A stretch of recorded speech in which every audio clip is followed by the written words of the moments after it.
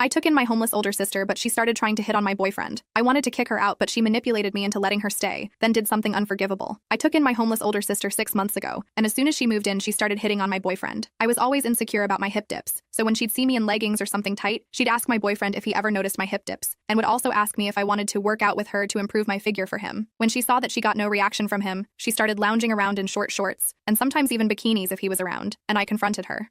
Right after she finished talking about how she blew this guy's mind one time, I told her to stop it. She played dumb, but I interrupted her, saying she knows what she's doing and it's making both my boyfriend and I uncomfortable. I don't want my home to be a warehouse, so she better cut it out. She once again said she doesn't know what I'm on about, and that if bikinis make me uncomfortable, then I must be insecure or something. Because why would she go for the boyfriend of her sister who helped her out when no one else would? I thought about it, and her point made sense to me. Why would she do that? I dropped the topic. A few days passed, and she is still wearing skimpy clothes around the house. One day when she knew my boyfriend Matt was working from home, she threw on a bikini as an outfit. We didn't own a pool. She lounged around the house all day, trying to show off her body. She would bend over in weird positions to get things out of the fridge. Then she started vacuuming and cleaning up the living room where Matt was working. She brushed past him a few times, claiming she was trying to clean, then apologizing with a wink. I knew all of this because Matt told me when I got home. That night, I saw her take off her bikini and throw on an oversized shirt to go to bed. I knew then that she wasn't wearing those clothes for comfort like she had claimed before. I didn't want to start an argument with her, so I left it alone. As the weeks progressed, Savannah got worse. She decided that she would start doing yoga, but only when she saw Matt was home. She would put on the most revealing tight romper and head to the living room. While Matt was watching TV, she would lay her mat next to the coffee table in his line of sight and begin doing downward dog away from him. When I got home, she would shower and come out of the bathroom to the laundry room in only a bathrobe, constantly claiming that she forgot to replace the toilet paper or something else that would normally be under the sink. She made sure to ask Matt for help reaching things while she was in the laundry room because she swore she was too short to reach the top shelf. One night, while me and Matt were having a movie night in the living room, Savannah walked in wearing an extravagant silk robe and asked what we were doing, and we told her just watching a movie before bed. Savannah insisted that she join and jumped on the couch right next to Matt. There was more sitting space where I was, and when I asked her if she would rather sit next to me, she refused, saying she was much more comfortable on that side of the couch. She was practically sitting in Matt's lap and told him to feel how soft her pajamas were, and when Matt tried to scoot over, she only got closer. He gave a nervous smile, and my blood was boiling. My sister was definitely fiending for Matt, and I planned to talk to her one-on-one about it the next day because I wanted to enjoy this night with Matt. The next day, I was rehearsing what I was going to say to her. I was driving home from work, and Matt called me. He told me that while I was at work, Savannah came out of the bathroom dripping wet and wearing a bikini, and asked him to stop working to look at her. She asked him if he could tell that the Pilates were paying off. I drove faster home. My entire body felt hot with rage. When me and Savannah were teenagers, she would always flirt or seem interested in my boyfriends even if she already had her own. She would often follow them on social media and text them asking to hang out without me. This made me uncomfortable, but it never really went past that, so I never counted it as cheating. I just saw it as weird behavior. One night, she said she was going out with a guy that she met on Instagram, and I asked her if it was the boyfriend that she brought home to mom and dad. She said it was a hotter guy that she was meeting up with and that they were going to the movies together. Later, I found out it was my crush at the time, and it was no hiding it. Everyone knew I was interested in him except for him. So when I confronted her about hanging out with my crush, she said she never knew I was interested in him, and that I could still go for him. She then told me that they already hooked up. My 15-year-old heart was shattered. She was 17 at the time, and my crush was in my grade. Now that we are older, it feels like the same patterns were reoccurring in this relationship. I knew I could trust Matt, but my sister, on the other hand, I could not. I arrived home and stormed through the door. I called for Savannah, and she came to the living room with that same innocent look she always had. I demanded an explanation, but she acted like she didn't know what I was talking about.